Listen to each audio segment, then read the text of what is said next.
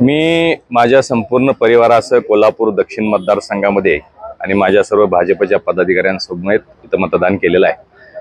आजचे मतदान महाराष्ट्राला विकासाच्या दिशेने घेऊन जाण्यासाठी हे मतदान आहे।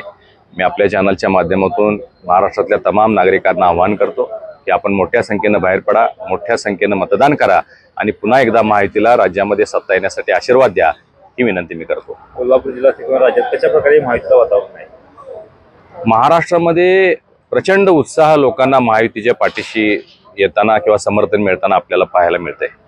त्याचं कारण असं आहे की गेल्या 5 वर्षांमध्ये 2019 ते 2024 या कालावधीमध्ये महाराष्ट्रातल्या जनतेनं ह्या दोन्ही सरकारांचं काम पाहिलेलं आहे। पहिल्या 2.5 वर्ष महाविकास आघाडीचं सरकार होतं आणि नंतरची 2.5 वर्ष आमचं महायुतीचं सरकार कार्यरत आहे।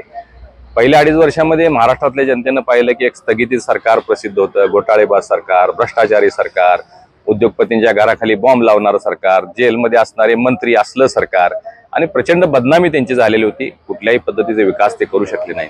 परंतु अलीकडच्या 2.5 वर्षाच्या काळामध्ये आपण पाहिलं, आमचे नेते सन्माननीय मुख्यमंत्री एकनाथरावजी शिंदे, उपमुख्यमंत्री फडणवीसजी आणि अजितदादा या तिघांनी महाराष्ट्राला देशात नंबर 1 आणण्यामध्ये ते यशस्वी झालेले आहेत। इन्फ्रास्ट्रक्चर डेव्हलपमेंटमध्ये आपण देशात 1 नंबरला आहोत, FDI आणण्यामध्ये आपण देशात 1 नंबरमध्ये आहोत। त्याचबरोबर वैयक्तिक लाभ किंवा लोक कल्याणकारी योजनांमध्ये सुद्धा महाराष्ट्र आता देशात अव्वल झालेला आहे।